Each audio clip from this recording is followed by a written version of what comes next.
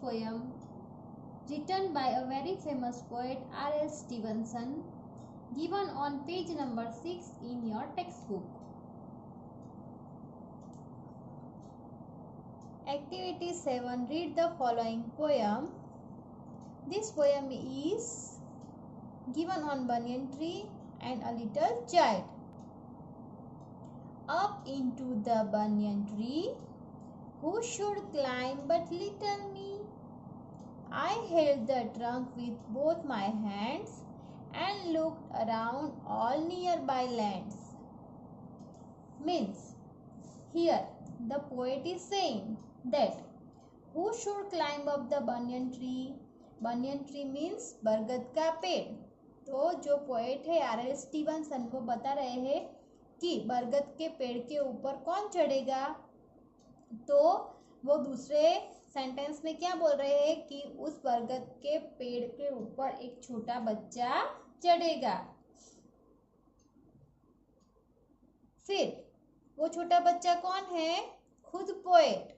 तो बोल रहे हैं कि मैं अपने छोटे छोटे हाथों से उस बनियन ट्री यानी कि बरगद के पेड़ का ट्रंक पकड़ूंगा और उसके ऊपर चढ़ के उसके आसपास जो जमीन है उसको देखूंगा.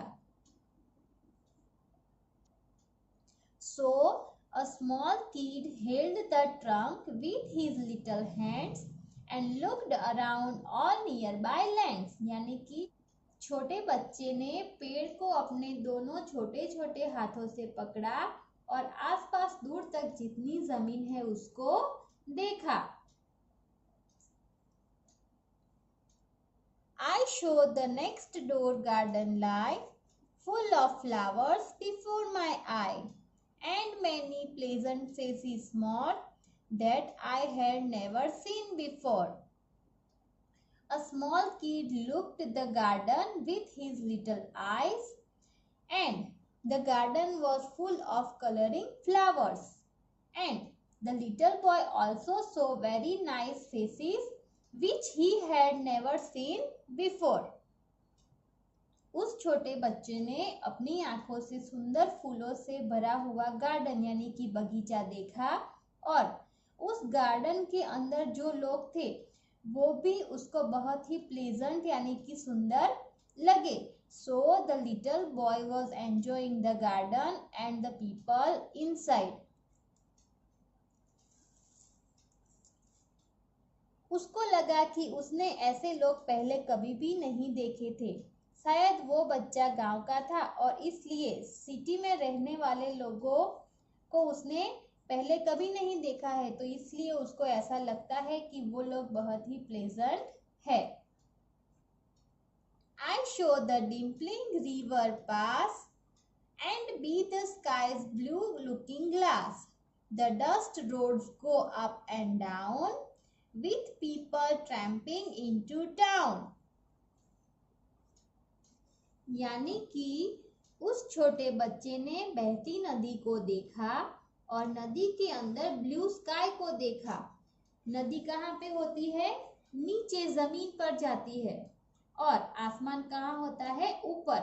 तो ऊपर वाला आसमान उसने नदी के अंदर देखा तो उसको ऐसा लगा कि जो रिवर है वो ब्लू स्काई का मिरर यानी कि उसका आईना है. The child showed the up and down roads. जब आप बहुत ही ऊपर चढ़कर दूर के रोड्स देखते हैं तो आपको वह अप एंड डाउन हो रहे हो ऐसा लगता है और उसको लगा कि लोग टाउन की ओर जा रहे हैं.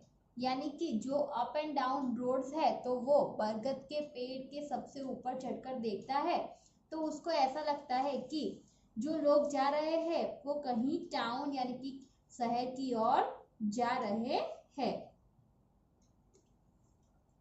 If I could find a higher tree, farther and farther I should see, to where the grown-up river sleeps into the sea among the ships.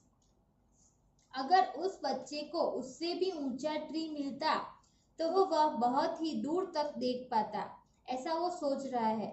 और वह देखता है कि रिवर जाकर सी में कैसे मिल जाती है और उस सी के अंदर के शिप्स को भी वह देख पाता। यानी कि उस बच्चे को अगर बरगद के पेड़ से भी ऊंचा कोई ट्री मिलता तो वो चाहता है कि वो उस ट्री के ऊपर चढ़कर बहुत ही दूर तक देखे, इतना दूर तक देखे कि ये जो रिवर वहां से पास हो रही है वो रिवर जाके सी में कैसे मिलती है वो देखना चाहता है। और सी में जो शिप्स होते हैं उस शिप्स को भी वो बच्चा देखना चाहता है।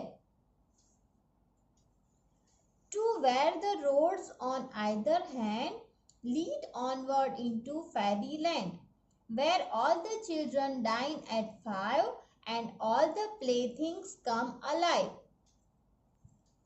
और वह देख पाता कि यह सड़कें जाकर परियों की दुनिया में मिल रही है। उस बच्चे को लगता है कि जहां से उसको रोड्स दिख रहे हैं और रोड के पीछे का आसमान दिखता है तो वह सड़कें परियों की देश में ले जाती है, जहां पर उसके खेलने के लिए बहुत ही सारी चीजें होती और सभी बच्चों को 5 बजे यानी कि 5 o'clock खाना मिलता। सी, हम जब दूर तक देखते हैं, आप कहीं पे घूमने जाओ तो देखना, आप बहुत ही दूर तक देखोगे तो आपको सिर्फ लैंड और स्काई दो दिखेगा, तो आपको ऐसा लगेगा कि वहां पे स्काई और लैंड दोनों एक दूसरे से मिल रहे हैं, ऐसा लगेगा। तो उस बच्चे को भी ऐसा लगता है कि वो बहुत ही ऊंचे बरगद के पेड़ पर चढ़ा हुआ है। तो दूर से उसने देखा कि सड़क जाकर आसमान से मिलती है, तो उसको ऐसा लगता है कि वह सड़क जाकर परियों के देश में मिलती है, यानी कि ये जो सड़क है वो सबको परियों के देश में ले जाती है। और उसको ऐसा लग रहा है कि परियों के देश में बहुत ही सारी चीजें खेलने के लिए होंगी और वहां सभी बच्चों को 5 बजे खाना मिल जाता होगा। So maybe we can say that the child is very poor। यहाँ पे जो बच्चा है वो बहुत ही पुअर है और उसको खेलने के लिए बहुत सारी चीजें नहीं मिलती और उसको खाना भी टाइम पे नहीं मिल रहा है। तो इसीलिए ये बच्चा ऐसा सोचता है कि अगर वो भी परियों के देश में जाए तो उसको खाना भी 5 बजे मिले, यानी कि सभी बच्चों को एक साथ 5 बजे खाना मिले ताकि वो सबके साथ बैठकर खाना खा सके और उसको खेलने के लिए भी वहां बहुत ही सारी चीजें मिले। So here we can say that this poem is about a very poor little child. So children, did you enjoy the poem? Okay, now here answer the following questions based on the poem in the space given below. Means here questions are given and we have to write the answers in the given space. So first question is, what is the poem about? So the poem is about a small poor child.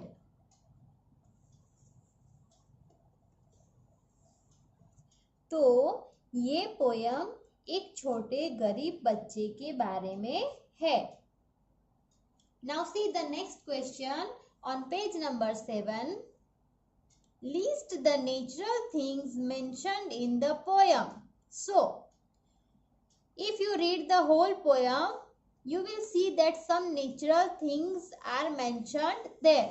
So, we have to write the names of those natural things here. So, which natural things are mentioned? Tree, land, flowers, river, sky and sea. These all are the natural things. ये सारी natural things है जो poem में बताई गई है। Next question. What does the poet mean by grown up river? Poet ने grown up river ऐसा बताया है, तो वो किस मतलब से ऐसा बोल रहे हैं? So the answer will be the grown up river means it behaves in an ordinary manner. So grown up river का मीनिंग क्या है कि जो नदी है, जो रिवर है, बहुत ही ऑर्डिनरी हो गई है। आप लोग देखते हैं कि रिवर जब स्टार्ट होती है और माउंटेन से नीचे उतरती है तो वो छोटे बच्चे की तरह उछलती कूदती हुई आती है, और फिर जब वो सीधे रास्ते में आ जाती है तो शांत बहती है। तो यहाँ पे ग्रोन अप रिवर का मीनिंग है कि अब वो बड़ी हो गई है और शांत हो गई है। Next question, identify and mention the words that rhyme. So we have to write the rhyming words here, the rhyming words which are given in the poem. Okay, poem के अंदर जो राइमिंग वर्ड्स दिए गए हैं वो rhyming words हमें यहाँ पे लिखने हैं। सो tree, me, hands, lands, my, near by, lie, I, more, before, pass, glass, down, town, tree, sheep, ships, sleeps, 5, alive. So children, these all are the rhyming words given in the poem. Okay children, so your today's homework is to read the poem and write this question answer in your textbook, and then after again you have to write this question answer in your English notebook. Don't forget to write in notebook. Okay. Okay. So here our today's session is over. Goodbye. Thank you. Stay home. Stay safe.